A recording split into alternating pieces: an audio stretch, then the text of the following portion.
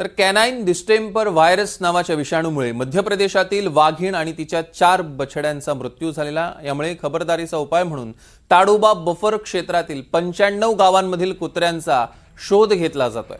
या कुत्र्यांना विशेष लस देण्यात येईल. कुत्ता विषाणू असं कॅनाईन डिस्टेंपर व्हायरसला नाव देण्यात आलंय आणि हा आजार कुत्रा, लांडगा किंवा कोल्ह्यापासून इतर जनावरांना होत असतो.